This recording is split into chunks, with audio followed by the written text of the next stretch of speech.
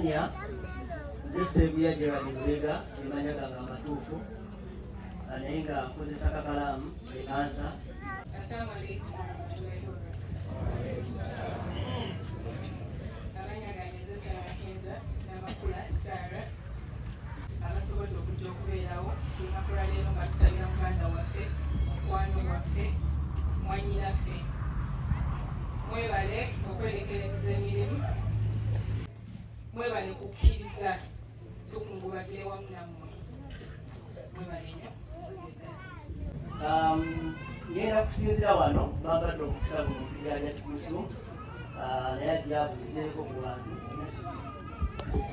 kati nga wajja bannaye musikirize ntwale omukisa guno nenda okwerabira okwebaza bannaffe mikwano gya Isma abatali wano naye nga bawangalira musize ebweru. Mikwano gyaffe abawangalira mu Sweden Isma gye yava okujja wano, abawangalira mu Netherlands, abawangalira mu UK, obubaka buno kyemmanyi mugenda kubulaba. Tweyanziza tweyanzeege, bakoze kyamaanyi okulaba ng'omukolo guno guyimirira. Bwe twabakubira omulanga buli omu yakwata China n'atuweereza tusobole okuteekawo enteekateeka eno. Bannange mwebale nnyo. Ono gwe nyimiridde naye ye Janaati abangi Isma we yava mu bulamu bw'ensi batugamba nga nyonoonya omwana oyo Isma bwe yaleka bwe yatugamba nti yafuuse muwala we. So omwana ono Katonda yatusobozesa wakati awo nga yakafa nasobola okuddayo ku ssomero avuddeyo okujja okubeerawo ku mukolo guno. So yono Assalamu alaikum warahmatullahi wabarakatuh. Neeyaziza nnyo mwena basobodde okujja okuyimirizawo omukolo gwa taata wange. Ate era kyensaba ekirala, Mukama Katonda ffenna tatuwerabidde era mwenawo mwe muli nsaba mutwaliremu bwe mutudde nabo salaamu mugambe kyonna kye tuliko wano kigenda kuggwa.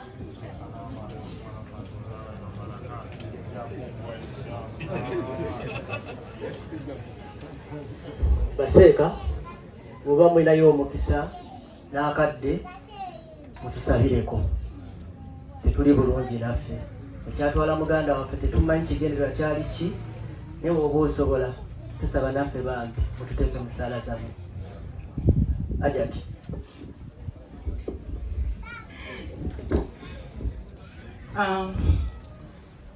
muzadde waffe Mutabulik, Amasheikh mwena, Bahaji, Bahajat, Honorable waffe Nsereko, Mayobi, mikwano gya Isma mwena, assalamu alaikum warahmatullahi wabarakatuh. Bamama ba Isma namwe balamusizaako. Amannya gange nze Dr. Hajat Kotho Nabunya Muzaata ku Mysteries. Banyanjudde nga Hajat Kotho Muzaata ne natambuddeko n'omwami eyanzija ku lujja namponya obwannamwandu. Ku Mysteries asaba otole salaamu. Yo where is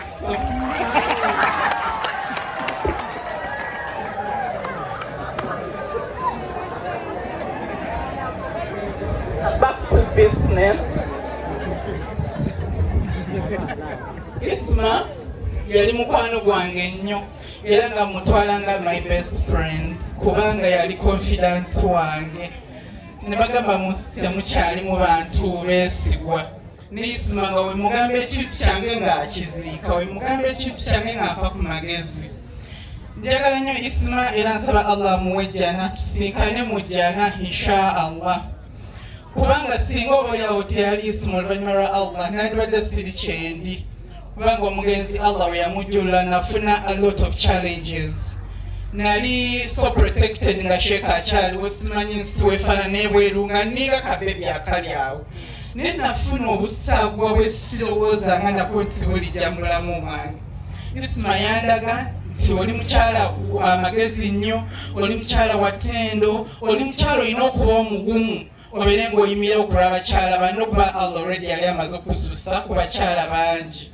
Nabeera ne Isma ne tukola foundation eyayamba omwana ow'obuwala n'abakyala bannamwandu bamu abalabako bangi nnyo bali bwayiseeyo ne tuba nga twasomesa abaana abawala twababuulirira twabakwata ku mukono mu period ya covid kubanga abakyala baatabuka nnyo abawala bataabo bazaala nnyo ne tubabeererawo Isma ne tubeera nga tutambula naye ebbanga lyonna Isma yanwanira olutalo lwa social media n'akuba bonna bannange ensanyusola ku bizonto mwami waffe bizonto biri bino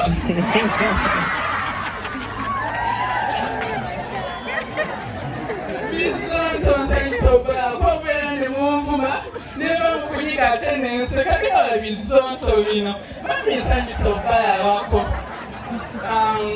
tusaba Allah Isma mwejjana tusaba omukwano gwo ne Isma kyatulekera abaana tutunaalabirira abo naye omukwano gwonna tuguze eri bazadde be bane mwebale nnyo okubeera olwa Isma mwebale kumwagala wobangawo ekintu kyonna ekyetagisa okusaddaka ku lwa Isma weetuli mbadde nsaba nkomaawo twongere okwagala Isma twongere musabira mu dduwa zaffe eza bulijjo mwebale kubawo ku dduwa eyo olwaleero assalamu alaikum warahmatullahi wabarakatuh. Waalaikum salam warahmatullahi wabarakatuh.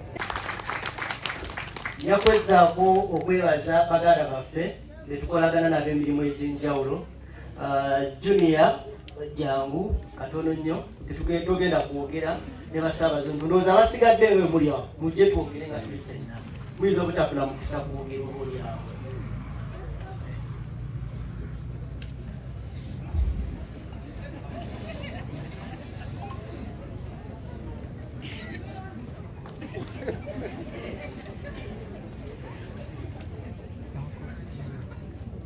Badde nsaba tugenda kwogera just linnya twongerako birala tukozese obudde bwe batuwadde eddakiika yaffe basobole okubategeera. Junior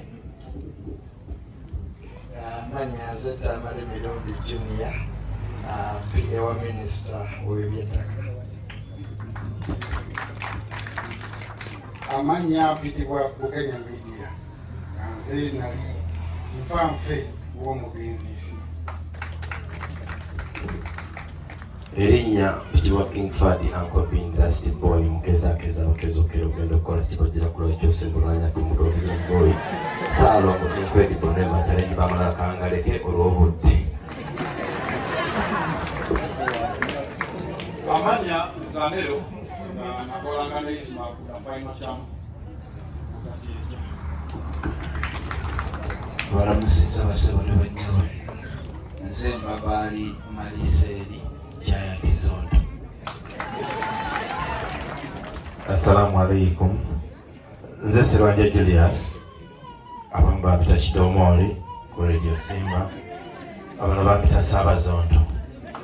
Sense okwala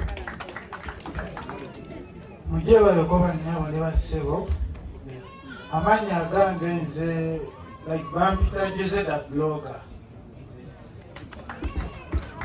Assalamu alaikum warahmatullahi wabarakatuh.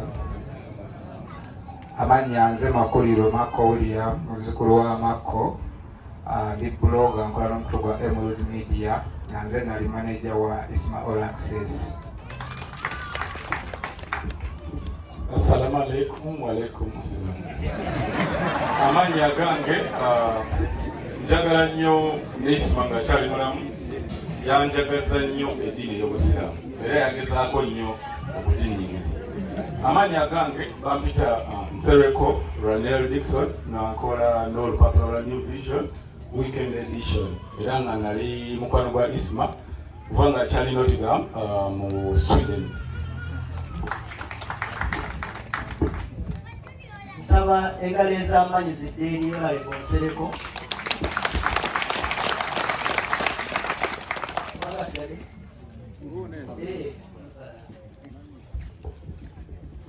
Assalamu alaikum warahmatullahi wabarakatuh. Amanya gange nze Hadija Kigozi nkola n'okutwa bano betubanjulidde ndowooza percentage oba enamba esinga obungi ali ekola ne Isma yonna nga gyomugezesako okukwatira mulaba wano.